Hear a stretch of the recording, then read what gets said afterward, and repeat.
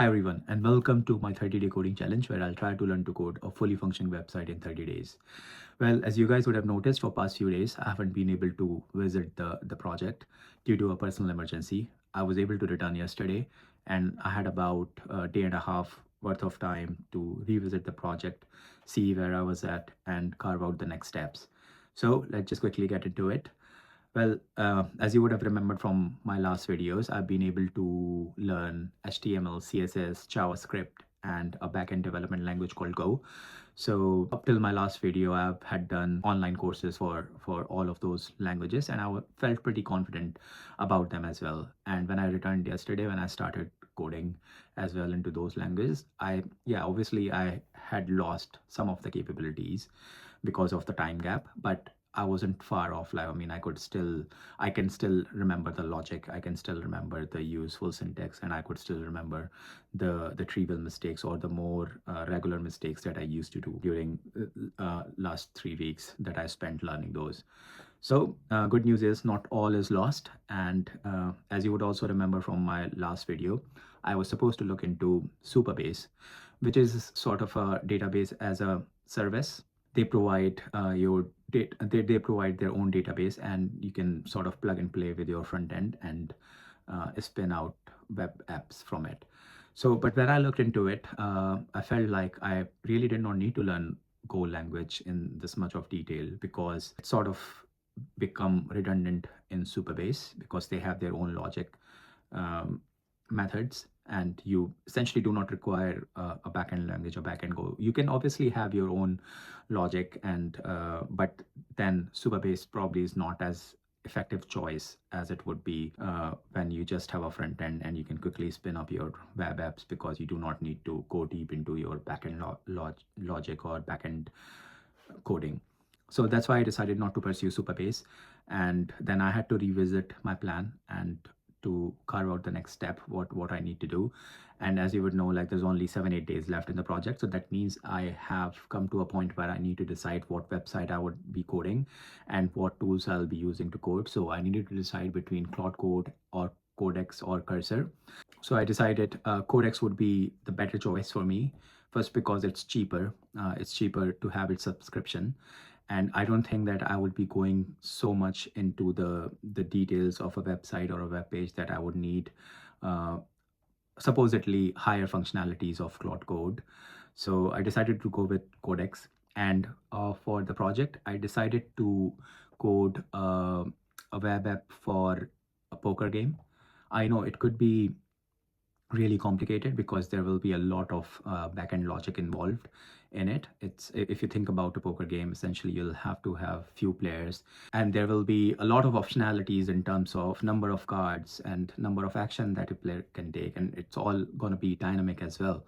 So yeah, it's slightly more complicated at this stage, I would say. But I guess I just wanted to go ahead with it. I just did not want to code something would just have a static web page or where would or a sort of a personal website where you could just see my project or things like that, or a to-do list app, or like something more trivial. So I wanted to really test myself and make sure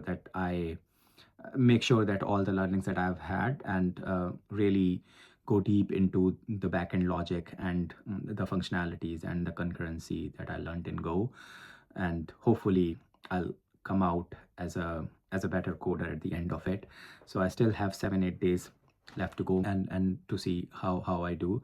So the kind of approach I have decided to go with Codex is to see, I want it to act as my teacher, and I would write the code, and then I'm normally asking it to review it and let me know what mistakes I did. So it normally goes through the my code and it suggests some improvements, and at the end of the day I also ask it to give me a quiz based on what you have seen me coding so far, and based on my weaknesses so far, test me on certain topics that you thought that I could do better next time, and the topics which are going to be quite important in terms of helping me to write a robust code. So that's my sort of plan for the future. Is, as you can see on the screen, I've been able to code a little bit of logic, a backend logic for the poker app already, wherein I'll have a struct or few functions which would help me to basically dynamically create players, dynamically ask the player to join a table, and player can also leave the table. So it is still at a very sort of infancy stage, but I guess we're gonna build up slowly on that. And next thing would be to basically construct a poker table where player can join, where player can place a bet. Obviously, I'm not gonna involve any sort of financial capabilities into it. It will just be like non-financial game. We'll have some chips and all, but it will not include like any financial sort of transaction, which would be much more harder, and which would take a lot more time to integrate those capabilities into the poker app. So it will be just for fun, like without money, and it like probably I would be able to play with few of my friends at the end of the project. That my goal is.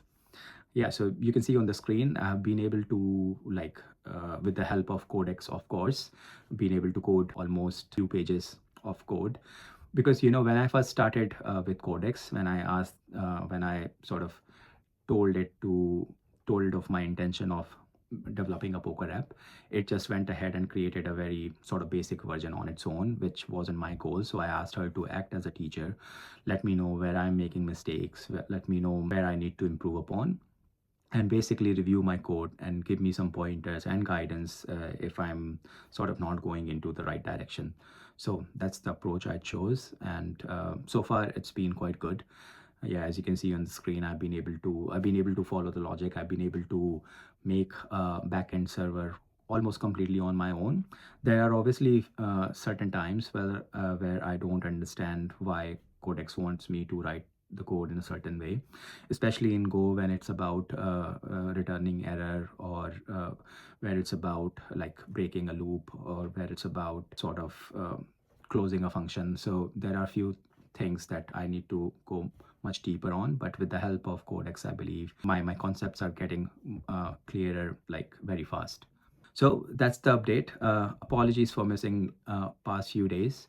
I wish I could have continued with the same momentum I had earlier on, but the good news is that I don't think I've lost a lot of in terms of capabilities.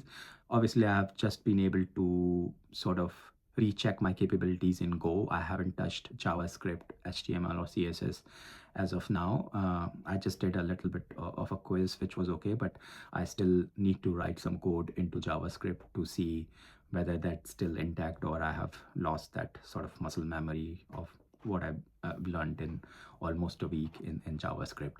So that's still to be seen. And that's when I'll be writing the front end logic of this web app, and that will become more evident. Well, thank you very much for joining in today, and apologies for the delays.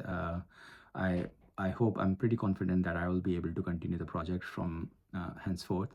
And thanks for supporting me. And if you haven't subscribed to the channel, please do. And let's build this poker app together. Thank you. I'll see you tomorrow.